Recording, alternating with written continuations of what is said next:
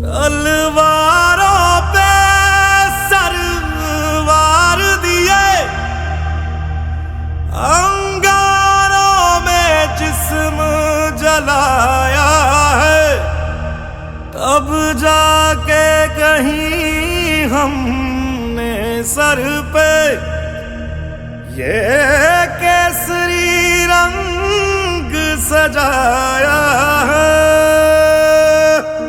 जिस तरीके से लाठी चार्ज किया गया है, देखिए हम पे लाठी चार्ज वगैरह सब ठीक है, हमारे खिलाफ जो भी कार्रवाई करें करने दें, लेकिन इनका व्यवहार जो उस पीड़िता के परिवार के साथ रहा है वो शर्मनाक है।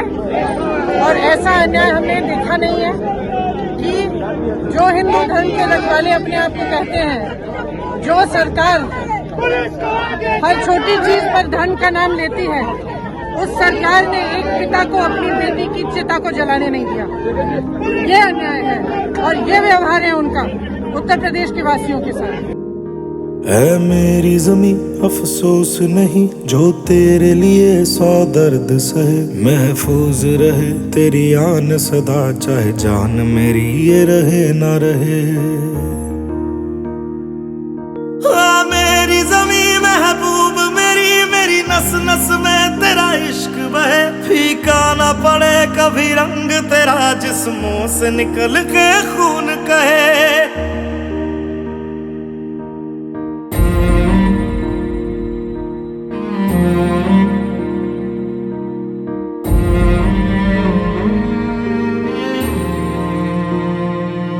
तेरी मिट्टी में मिल जावा, गुल बन के मैं खिल जावा, इतनी सी है दिल की आरज़ू।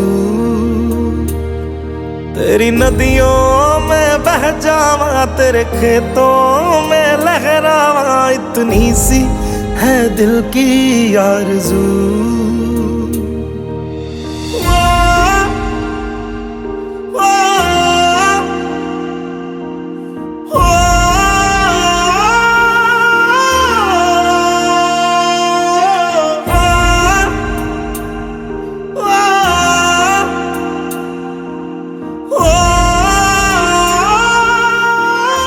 शांति से खड़ा हूँ, मैं अकेला जाना चाहता हूँ। 144 कहता है पब्लिक असेंबली, मैं पब्लिक असेंबली नहीं करना चाहता हूँ, मैं अकेला पैदल यहाँ से हाथरस जाना चाहता हूँ। किस बेसिस पे आप मुझे गिरफ्तार कर रहे हैं ये मुझे बता दीजिए। किस धारा में? एक सेकंड, किस धारा में आप मुझे अरेस्ट कर रहे हैं? मैं अकेला जाना चाहता हूँ। मेरा प्यार निराला था, कुर्बान हुआ तेरी असमत पे, मैं कितना नसीबों वाला था। ये देखो, मेरे साथ चलो, मैं दिखाता हूँ।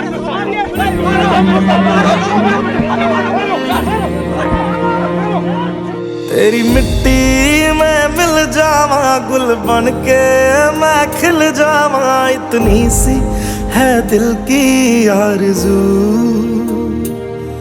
तेरी नदियों में बह जावा, तेरे खेतों में लहरावा, इतनी सी है दिल की आरज़ू।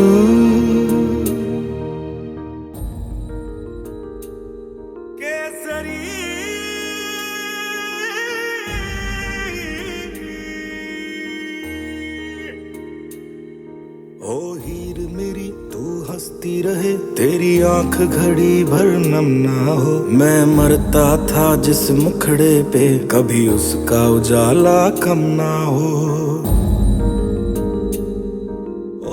पर बजाय अपराधियों को रोकने के वो प्रियंका जी और राहुल जी को रोकने पर आदित्यनाथ सरकार क्यों लगी है? सवाल ये। तो सिद्धार्थनाथ सिंह कह रहे राजस्थान में भी रेप्स हो रहे हैं, क्या वहाँ पे भी जाएंगी प्रियंका गांधी राहुल गांधी? सिद्धार्थनाथ सिंह जाकर अपराधियों को पकड़ते क्यों नहीं? रात के अंधेरे में कोई संस्कार करता है? रात के अंधेरे में हिंदू रीति रिवाज के अनुसार संस्कार नहीं हो सकता है। और माँ बाप को छोड़कर इस प्रकार से संस्कार क्यों किया जा रहा है? क्यों अत्याचार किया जा रहा है? क्योंकि वो दलित है, सिर्फ क्योंकि वो गरीब है, सिर्फ क्योंकि वो एक बेटी है उत्तर प्रदेश और हिंदुस्तान की। जब ऐसा हादसा होता है तो सरकार की जिम्मेदारी होती है कि वो परिवार को, पीड़िता को पूरी तरह से सहायता दे, उनकी सपोर्ट करे, उनके लिए न्याय दिलवाए। उसके बजाय उल्टा उन्होंने उसका एकदम विपरीत किया है। भाइयों और बहनों नमस्कार।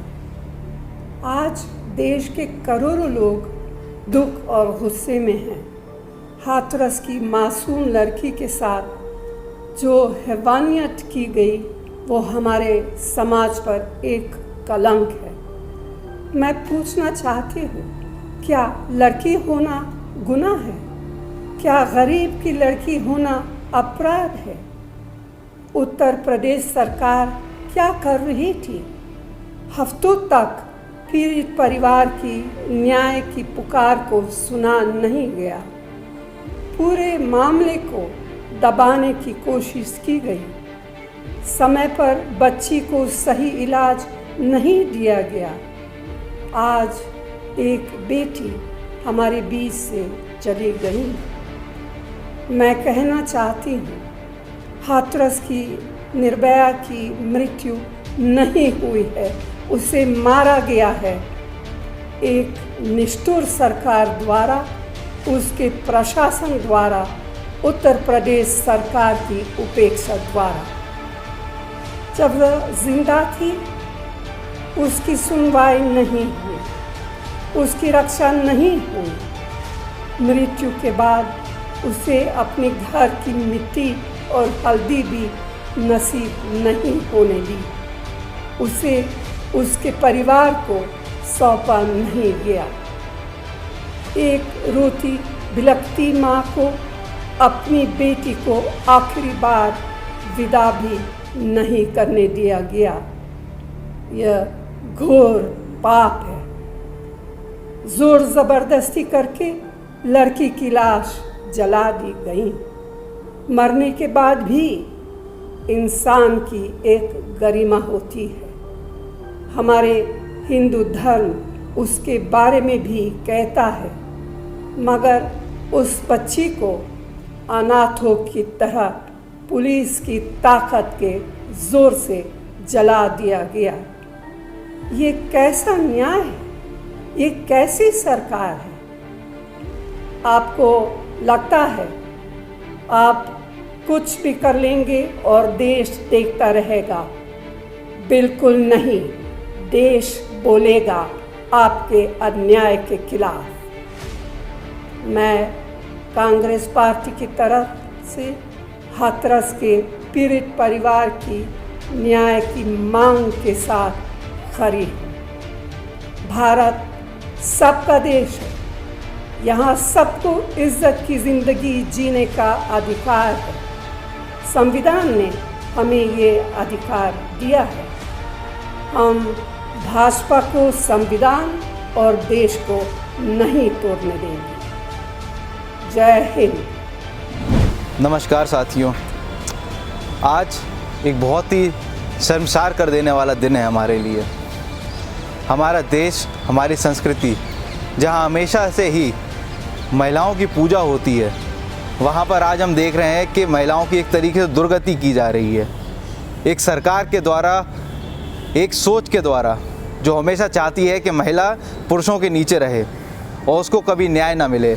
और इसी सोच के अंतर्गत आज हमने देखा कि किस प्रकार से उत्तर प्रदेश की सरकार और उसके शासन ने और प्रशासन ने एक महिला से उसके न्याय का अधिकार छीन लिया। एक महिला जो एडमिशन के लिए जा रही थी, उसका बलात्कार होता है। वो दरकार लगाने के लिए पुलिस के पास एफआईआर लिखाने के लिए जाती है, लेकिन पुलिस वाले एफआईआर लिखने से इनकार कर देते हैं। फिर जैसे तैसे दबाव में आकर एफआईआर लिखते हैं, लेकिन उसको उसकी जो चोटें थी उसके लिए उसे अस्पताल में जगह नहीं मिलती, आईसीयू में जगह नहीं मिलती। आप वहाँ पर जो सत्तारूढ़ पार्टी के लोग हैं उनके बयान को देखेंगे तो वो बोलेंगे कि ऐसी कोई घटना ही नहीं हुई। वो उस महिला को ही गलत ठहराने में लग जाते हैं। और जब लोग उसके खिलाफ आवाज़ उठाते हैं, लोग उसके पक्ष में जाते हैं, तो सरकार बोल रही है कि आप नौटंकी कर रहे हैं। क्या महिलाओं को न्याय दिलाना नौटंकी है?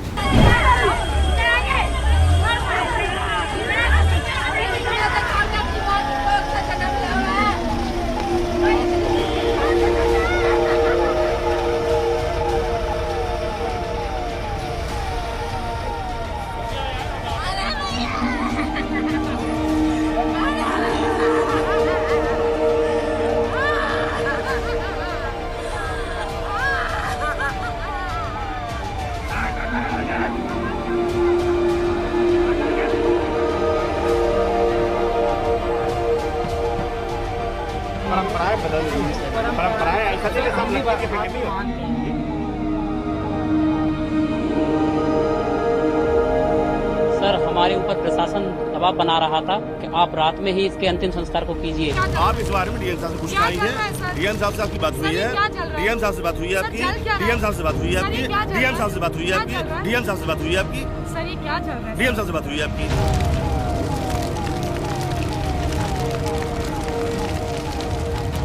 डेटी से कि अब हमें रोज थोड़े मिलेगी, बार बार थोड़े मिलेगी। 14 दिन 15 दिन जिंदगी और मौत से जूझ रही है।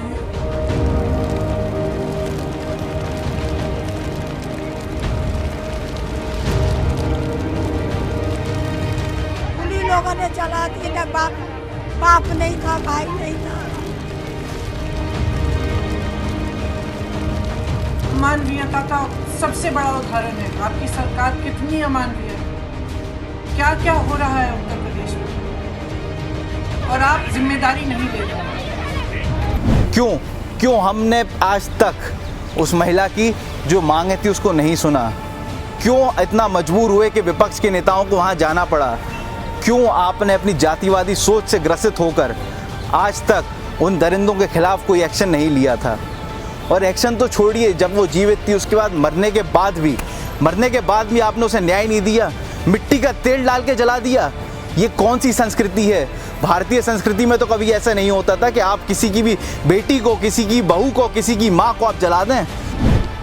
हाथीरस गैंगरेप पीड़िता का शव उसके गांव हाथीरस लाया गया है। जितने भी रिश्तेदार थे उन्होंने काफ़ी झगड़े जो है वो भी किए और रोका कि शव को रात को अग्नि ना दी जाए, जो अंतिम संस्कार है वो रात को ना किया जाए। लेकिन कई झगड़ों के बाद, रिश्तेदारों के साथ लंबी बहस के बाद पुलिस जो है वो किसी तरीके से जो शव वाहन है उसे यहाँ मरघट तक लेकर आई और अब जो आखिरकार जो शव है उसे अग्नि दे दी गई है। रात के 2:30 बज गए हैं और रिश्तेदारों का कहना था कि मान्यताओं के हिसाब से रात को शव का अंतिम संस्कार नहीं किया जा सकता। ये कहाँ का न्याय है और ये कितना अपमानजनक करने वाला कार्य है। देर रात में आपको किस बात का डर था? अगर आप उसके परिवार को, उसकी बेटी को देखने को दे देते, उसका शव ही देखने को दे देते तो आपका क्या जाता? मेरी चप्पल तो ये पैती तो दोनों पैती, मेरी एक चप्पल कैसे यहाँ सब टूटे, बाजार टूटा पड़ा तो उसी की सीध पे मैं चली गई। एक भीतर थी, एक बाहर पड़ी चप्पल। मेरी लड़की के तन पे कपड़े नहीं थे, मुंह में से खून निकल आया, ये रीढ़ की हड्डी टूट गई मेरी बेटी की। बयान में बहन ने बताया, जो भी आरोपी उनके नाम भी बताए हैं। और पहले बयान में तो बहन ने ये भी बताया कि चूँकि मेरी बहन पढ़ी लिखी तो है नहीं है, तो उन्होंने पूछा कि आपके साथ रेप हुआ है, तो रेप का मतलब समझती नहीं है। तो बोला कि उसने ऐसा कर दिया। फिर हमने बोला कि लड़की पढ़ी लिखी तो है नहीं। फिर दोबारा से सीओ साहब गए बयान लेने के लिए, दूसरे पता नहीं तीसरे दिन गए। जब उन्होंने बोला कि बेटा आपके साथ कुछ गलत हुआ है, आपके साथ कुछ, जब उसने बोला कि हाँ मेरे साथ गलत हुआ है। हाथरस की इस बेटी के निधन के बाद सर शर्म से झुक गया है, क्योंकि कहीं ना कहीं अब ये लगता है कि ये देश बेटियों के लिए बना ही नहीं है। वो कहते थे ना हमेशा कि बेटियां जब पैदा होती थी तो उनको मार दिया जाता था। आज मैं कहती हूँ कि हमारे घरों में जब बेटियां होती हैं तो उनको सचमुच मार देना चाहिए, क्योंकि अगर उनको हम नहीं मारेंगे तो आगे जाकर उनका रेप किया जाएगा, उनको जान से मारा जाएगा और उनकी बॉडी के ऊपर हमारा इतना भी हक नहीं होगा कि हम उन्हें अपनी मर्जी से जला सके, हम अपनी मर्जी से उनका दाह संस्कार कर सके। उत्तर प्रदेश जहां लगातार ये घटनाएं होती जा रही हैं, ये देश जहां पर निर्भया के बाद एक, चाहे वो उन्नाव हो, चाहे वो आसिफा हो, चाहे वो प्रियंका रेड्डी हो और अब चाहे ये मनीषा हो, एक के बाद एक ये घटनाएं, एक के बाद एक रेप और एक के बाद एक मौत, इतनी भयंकर मौत। इस सब के बाद लगता है ये देश लड़कियों के लिए बना ही नहीं है। हमारी सरकार इतनी निकम्मी है जिसके अपने बच्चे नहीं है तो शायद उन्हें किसी भी बच्चे के अंदर अपनी औलाद का दर्द नजर नहीं आता। वो बच्ची ना सिर्फ उसका रेप किया गया बल्कि उसको मारा गया, उसकी रीढ़ की हड्डी तोड़ी गई, उसकी जबान काट दी गई। वो लड़की जूझती रही, वो लड़की मर गई और उसके बाद प्रशासन ने रातों रात उसको जला दिया। आपको लगता है डेमोक्रेसी बची है? आपको लगता है ये देश जीने के लायक बचा है? नहीं। अब भी अगर हम नहीं जागे तो बहुत देर हो जाएगी, क्योंकि कल उनका नंबर था, अब इसके बाद हम में से किसी का भी नंबर हो सकता है। जाग जाइए, ये सरकार से जवाबदेही मांगिए, बोलिए कि रेप के ऊपर कानून बने, इतने सब कानून कि कोई किसी लड़की के ऊपर गंदी नजर डालते हुए भी उसकी नजर कांपने लग जाए। और क्यों पुलिस वाले किसके दबाव में थे? क्यों आज तक पुलिस वाले बोल रहे हैं कि बयान वापस ले लिए जाएं? आप अपनी विश्वसनीयता खत्म मत करिए। तो मीडिया वाले मैं आपको बता दूं, आज अभी आधे चले गए, कल सुबह तक आधे और निकल जाएंगे, 2-4 बजे निकल जाएंगे। अब आपकी इच्छा, आपको बार-बार बयान बदलना नहीं बदलना है। जिस समाज ਦੇ ਵਿੱਚ ਔਰਤਾਂ ਦੀ ਇੱਜ਼ਤ ਨਹੀਂ ਹੁੰਦੀ, ਉਹਨਾਂ ਦਾ ਮਾਨ ਸਨਮਾਨ ਨਹੀਂ ਹੁੰਦਾ, ਉਹਨਾਂ ਨੂੰ ਬਰਾਬਰੀ ਦੇ ਅਧਿਕਾਰ ਨਹੀਂ ਦਿੱਤੇ ਜਾਂਦੇ। ਬਰਾਬਰੀ ਦੇ ਅਧਿਕਾਰ ਤਾਂ ਕਈ ਵਾਰ ਬਹੁਤ ਦੂਰ ਦੀ ਗੱਲ ਹੈ। ਇੰਜ ਲੱਗਦਾ ਹੈ ਕਿ ਉਹਨਾਂ ਨੂੰ ਇਨਸਾਨ ਤੱਕ ਨਹੀਂ ਸਮਝਿਆ ਜਾਂਦਾ ਕਿ ਇਹੋ ਜਿਹੇ ਸਮਾਜ ਨੂੰ ਆਪਾਂ ਵਿਕਸਿਤ ਕਹਿ ਸਕਦੇ ਹਾਂ ਜਾਂ ਵਿਕਾਸਸ਼ੀਲ ਵੀ ਕਹਿ ਸਕਦੇ ਹਾਂ। ਇਸ ਗੱਲ ਦੇ ਵਿੱਚ ਕੋਈ ਸ਼ੱਕ ਔਰ ਦੁਰਾਏ ਨਹੀਂ ਹੈ ਕਿ ਕੋਈ ਵੀ ਸਰਕਾਰ, ਪੋਲੀਟੀਕਲ ਪਾਰਟੀ ਬਲਾਤਕਾਰ ਵਰਗੇ ਹੀਨੀਅਸ ਕ੍ਰਾਈਮ ਨੂੰ ਨਾ ਹੀ ਤਾਂ ਸਪੋਰਟ ਕਰਦੀ ਹੈ ਤੇ ਨਾ ਹੀ ਸਪਾਂਸਰ ਕਰਦੀ ਹੈ। ਪਰ ਜਦੋਂ ਵੀ ਆਪਣੇ ਸਮਾਜ ਦੇ ਵਿੱਚ ਕੋਈ ਇਹੋ ਜਿਹਾ ਕ੍ਰਾਈਮ ਹੁੰਦਾ ਹੈ ਕਿਸੇ ਮਹਿਲਾ ਦੇ ਨਾਲ, ਤਾਂ ਸਰਕਾਰ ਦੀ, ਪ੍ਰਸ਼ਾਸਨ ਦੀ ਕੀ ਜ਼ਿੰਮੇਵਾਰੀ ਬਣਦੀ ਹੈ। ਬੀਤੇ ਦਿਨੀ ਯੂਪੀ ਦੇ ਵਿੱਚ 19 ਸਾਲਾਂ ਦੀ ਬੱਚੀ ਦੇ ਨਾਲ ਬਲਾਤਕਾਰ ਹੋਇਆ ਤੇ 8 ਦਿਨ ਤੱਕ ਯੂਪੀ ਪੁਲਿਸ ਨੇ ਉਹਨਾਂ ਅਪਰਾਧੀਆਂ ਦੇ ਖਿਲਾਫ ਬਲਾਤਕਾਰ ਦੀ ਧਾਰਾ ਨਹੀਂ ਲਗਾਈ। ਹਿੰਦੁਸਤਾਨ ਦੀ ਇੱਕ ਬੱਚੀ ਨੂੰ ਤੁਸੀਂ Y+ ਸਿਕਿਉਰਿਟੀ ਦਿੱਤੀ, ਕੀ ਗੱਲ ਆ ਬੱਚੀ ਨੂੰ ਤੁਸੀਂ ਇੰਨਾ ਵੀ ਡਿਗਨਿਟੀ ਨਹੀਂ ਦਿੱਤੀ ਕਿ ਤੁਸੀਂ ਇਹਨੂੰ ਪ੍ਰੋਪਰ ਮੈਡੀਕਲ ਟ੍ਰੀਟਮੈਂਟ ਦੇ ਸਕੋ। ਯੂਪੀ ਦੀ ਇਹ ਬੱਚੀ 2 ਹਫ਼ਤਿਆਂ ਤੱਕ ਜ਼ਿੰਦਗੀ ਔਰ ਮੌਤ ਦੇ ਨਾਲ ਲੜਦੀ ਰਹੀ, ਤੁਸੀਂ ਇਹਨੂੰ ਆਰਡੀਨਰੀ ਵਾਰਡ ਦੇ ਵਿੱਚ ਰੱਖਿਆ ਤੇ ਕੱਲ ਜ਼ਿੰਦਗੀ ਤੇ ਮੌਤ ਦੇ ਨਾਲ ਇਹ ਜੰਗ ਹਾਰ ਗਈ। ਤੇ ਤੁਸੀਂ ਕੀ ਕਰਦੇ ਹੋ? ਰਾਤ ਨੂੰ 2 ਵਜੇ ਤੁਸੀਂ ਉਹਦਾ ਸੰਸਕਾਰ ਕਰਦੇ ਹੋ। ਜਦੋਂ ਉਹਦਾ ਪਰਿਵਾਰ ਰੋ ਰਿਹਾ ਹੈ, ਕੁਰਲਾ ਰਿਹਾ ਹੈ, ਤੁਹਾਡੇ ਅੱਗੇ ਭੀਖ ਮੰਗ ਰਿਹਾ ਹੈ ਕਿ ਸਾਨੂੰ ਆਖਰੀ ਵਾਰ ਆਪਣੀ ਬੱਚੀ ਨੂੰ ਦੇਖ ਲੈਣ ਦਿਓ, ਸਾਨੂੰ ਹਿੰਦੂ ਰੀਤੀ ਰਿਵਾਜ਼ਾਂ ਦੇ ਨਾਲ ਉਹਦਾ ਸੰਸਕਾਰ ਕਰ ਲੈਣ ਦਿਓ, ਉਹਨਾਂ ਨੂੰ ਤੁਸੀਂ ਨਜ਼ਰਅੰਦਾਜ਼ ਕਰਦੇ ਹੋਏ ਉਸ ਬੱਚੀ ਦੀ ਕ੍ਰਿਮੇਸ਼ਨ ਕਰਦੇ ਹੋ। ਕੀ ਕਾਰਨ ਸੀ ਇਸ ਗੱਲ ਦਾ? ਤੁਸੀਂ ਇਦਾਂ ਕਿਉਂ ਕੀਤਾ? ਇਹ ਸਜ਼ਾ ਜਿਹੜੀ ਤੁਸੀਂ ਦਿੱਤੀ ਹੈ, ਇਹ ਤੁਸੀਂ ਉਸ ਪਰਿਵਾਰ ਨੂੰ ਦਿੱਤੀ ਹੈ, ਉਸ ਬੱਚੀ ਨੂੰ ਦਿੱਤੀ ਹੈ, ਜਾਂ ਫਿਰ ਤੁਸੀਂ ਅਪਰਾਧੀਆਂ ਨੂੰ ਦਿੱਤੀ ਹੈ? ਜੇ ਜਨਤਾ ਆਪਣੇ ਚੁਣੇ ਹੋਏ ਨੁਮਾਇੰਦਿਆਂ ਤੋਂ ਇਹ ਸਵਾਲ ਨਹੀਂ ਪੁੱਛ ਸਕਦੀ ਔਰ ਇਹਨੂੰ ਪੋਲਿਟਿਸਾਈਜ਼ ਕਰਨਾ ਕਹਿੰਦੇ ਆ, ਤਾਂ ਜਨਤਾ ਕਿਹਦੇ ਤੋਂ ਸਵਾਲ ਪੁੱਛੇ? ਇਹ ਜਵਾਬਦੇਹੀ ਕਿਹਦੀ ਹੈ? ਇੱਕ ਰਿਪੋਰਟ ਦੇ ਅਕੋਰਡਿੰਗ ਹਿੰਦੁਸਤਾਨ ਦੇ ਵਿੱਚ ਹਰ ਰੋਜ਼ 10 ਦਲਿਤ ਮਹਿਲਾਵਾਂ ਦੇ ਨਾਲ ਬਲਾਤਕਾਰ ਹੁੰਦਾ ਹੈ। ਇਸ ਗੱਲ ਦੀ ਜਵਾਬਦੇਹੀ ਕਿਹਦੀ ਹੈ? ਜੇ ਸਰਕਾਰ ਦੀ ਨਹੀਂ ਹੈ, ਪ੍ਰਸ਼ਾਸਨ ਦੀ ਨਹੀਂ ਹੈ, ਤਾਂ ਕਿਹਦੀ ਜਵਾਬਦੇਹੀ ਹੈ? ਹਰੇਕ ਇਲੈਕਸ਼ਨ ਤੋਂ ਪਹਿਲਾਂ ਹਰੇਕ ਪੋਲੀਟੀਕਲ ਪਾਰਟੀ ਬਹੁਤ ਵੱਡੇ ਵਾਅਦੇ ਕਰਦੀ ਹੈ। ਭਾਜਪਾ ਨੇ ਵੀ ਨਾਰਾ ਲਾਇਆ ਸੀਗਾ, ਬੇਟੀ ਪੜਾਓ ਬੇਟੀ ਬਚਾਓ। ਕਿਸ ਤਰੀਕੇ ਨਾਲ ਬਚਾ ਰਹੇ ਹੋ ਤੁਸੀਂ ਬੇਟੀਆਂ ਨੂੰ, ਜਦੋਂ ਹਿੰਦੁਸਤਾਨ ਦੇ ਵਿੱਚ ਕੋਈ ਵੀ ਔਰਤ ਸੁਰੱਖਿਅਤ ਮਹਿਸੂਸ ਨਹੀਂ ਕਰਦੀ ਹੈ? ਸਮਾਜ ਦੇ ਵਿੱਚ ਬਦਲਾਵ ਲੈ ਕੇ ਆਉਣ ਦੀ, ਰਿਫਾਰਮ ਲੈ ਕੇ ਆਉਣ ਦੀ ਜ਼ਿੰਮੇਵਾਰੀ ਕਿਹਦੀ ਹੈ? ਆਏ ਦਿਨ ਹੀ ਕਾਸਟ ਬੇਸਡ ਕ੍ਰਾਈਮ ਹੁੰਦੇ ਨੇ। ਇੱਕ ਵਰਗ ਦੇ ਲੋਕ ਦੂਸਰੇ ਵਰਗ ਦੇ ਲੋਕਾਂ ਨੂੰ ਇਨਸਾਨ ਨਹੀਂ ਸਮਝਦੇ ਹੈ, ਦੂਸਰੇ ਜੈਂਡਰ ਨੂੰ ਇਨਸਾਨ ਨਹੀਂ ਸਮਝਦੇ ਹੈ। ਇਹ ਸੰਵੇਦਨਾ ਲੈ ਕੇ ਆਉਣਾ, ਇਹ ਸੋਸ਼ਲ ਰਿਫਾਰਮ ਲੈ ਕੇ ਆਉਣਾ ਕਿਹਦੀ ਜ਼ਿੰਮੇਵਾਰੀ ਹੈ? ਜੇ ਸਰਕਾਰਾਂ ਇਹਨਾਂ ਅਹਿਮ ਮੁੱਦਿਆਂ ਤੋਂ ਆਪਣਾ ਮੂੰਹ ਫੇਰ ਲੈਣਗੀਆਂ, ਅੱਖਾਂ ਬੰਦ ਕਰਕੇ ਬੈਠ ਜਾਣਗੀਆਂ ਤੇ ਕਹਿਣਗੇ ਨਹੀਂ ਪੋਲਿਟਿਸਾਈਜ਼ ਨਾ ਕਰੋ, ਤਾਂ ਫਿਰ ਕੌਣ ਜਵਾਬ ਦੇਗਾ ਇਹਨਾਂ ਗੱਲਾਂ ਦਾ? ਕੌਣ ਸੋਸ਼ਲ ਰਿਫਾਰਮ ਲੈ ਕੇ ਆਏਗਾ? ਸਾਡੀ ਸਰਕਾਰ ਤੋਂ ਇਹੀ ਮੰਗ ਹੈ ਕਿ ਇਸ ਕੇਸ ਨੂੰ ਵੀਕ ਕਰਨ ਦੀ ਕੋਸ਼ਿਸ਼ ਨਾ ਕਰੋ, ਉਹਨਾਂ ਅਪਰਾਧੀਆਂ ਦਾ ਸਾਥ ਨਾ ਦਿਓ। ਤੁਸੀਂ ਉਹਨਾਂ ਅਪਰਾਧੀਆਂ ਨੂੰ ਕੜੇ ਹੱਥੀ ਲਓ, ਉਹਨਾਂ ਨੂੰ ਇਹੋ ਜਿਹੀ ਕੜੀ ਤੋਂ ਕੜੀ ਸਜ਼ਾ ਦਿਓ ਕਿ ਦੁਬਾਰਾ ਹਿੰਦੁਸਤਾਨ ਦੇ ਵਿੱਚ ਕੋਈ ਵੀ ਮਰਦ ਕਿਸੇ ਵੀ ਔਰਤ ਦੇ ਨਾਲ ਇਹ ਕ੍ਰਾਈਮ ਕਰਨ ਤੋਂ ਪਹਿਲਾਂ 1000 ਵਾਰ ਸੋਚੇ ਤੇ ਕੋਈ ਵੀ ਕਾਸਟ ਬੇਸਡ ਕ੍ਰਾਈਮ ਹਿੰਦੁਸਤਾਨ ਦੇ ਵਿੱਚ ਨਾ ਹੋਏ। This punishment to these people should act as a deterrent for any future criminal who thinks of even doing such a crime against women or any caste. विपक्ष के नेता अगर मिलने जा रहे हैं तो आपको क्या दिक्कत है? क्यों आप चाहते हैं कि सच्चाई छुपे? क्यों आप चाहते हैं कि आपका नाम ना आए? क्यों आज भी जातिवादी आप की जो गतिविधियां हैं उस पर आप पर्दा करना चाहते हैं। हाथरस जा रहे राहुल गांधी के साथ पुलिस के जवानों की धक्का मुक्की हुई है। तस्वीरें देखिए, मेरे साथ चलो, मैं दिखाता हूं।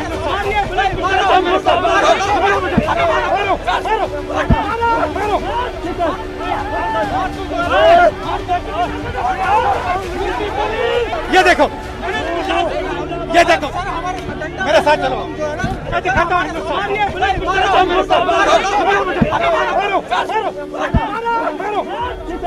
जो ये मुद्दा है योगी जी, ये किसी पार्टी का मुद्दा नहीं है, किसी जाति का मुद्दा नहीं है, किसी देश किसी प्रदेश का मुद्दा नहीं है, ये हमारी पूरी समाज का मुद्दा है। और इसीलिए मैं आपसे कहना चाहता हूँ कि आप भी जाइए, जैसे कांग्रेस के लोग जा रहे हैं, बाकी विपक्ष के लोग जा रहे हैं, आप जाइए, पीड़ित महिला से मिलिए, उसके परिवार वालों से मिलिए, ताकि उन्हें न्याय मिल सके। आप जो ये गगनचुंबी अट्टालिकाओं में बैठे हुए हैं और नीचे आप सिर्फ अपनी जनता को अपना जो सेवक मान के बैठे हैं, उससे देश का भला नहीं होगा, उससे प्रदेश का भला नहीं होगा।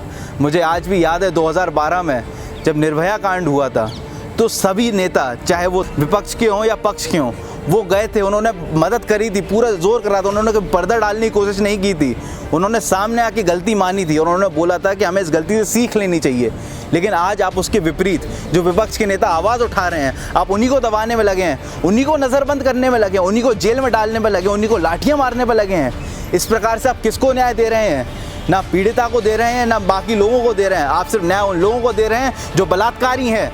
क्या आप बलात्कारियों के साथ खड़े हैं या फिर आप पीड़ितों के साथ खड़े हैं? आप किसके नेता हैं? आप योगी हैं या भोगी हैं? सच बताइए, जनता को सामने आइए। राहुल जी को मारा है, राहुल जी को मारा है, देश माफ नहीं करेगा आपको। आपने किसके इशारे पर लाठी चार्ज किया है बताइए? लाठी हमारे कार्यकर्ता। आज जब कांग्रेस के नेता पीड़ित परिवार से मिलने जा रहे थे, तो आपने उनको रोका, उनके साथ आपने लाठी चार्ज करी, उनको आपने मारा, चाहे किसान हो, चाहे महिलाएं हो, चाहे कोई भी व्यक्ति हो। आप लोगों को लाठियों की दम पे, गोलियों की दम पे कुछ वक्त तक तो रोक सकते हैं, लेकिन ज़्यादा देर तक ये रहेगा नहीं। ये जो आप आग लगा रहे हैं ना, ये आग से आप खुद जल के मर जाएंगे। योगी जी, अगर आप सच में भगवान को मानते हैं तो मेरी आपसे सिर्फ एक ही दरख्वास्त है कि कृपया हम सब की भलाई के लिए और इस प्रदेश की भलाई के लिए इस्तीफ़ा दें और खुद आप मठ संभालें। जय हिंद, जय भारत।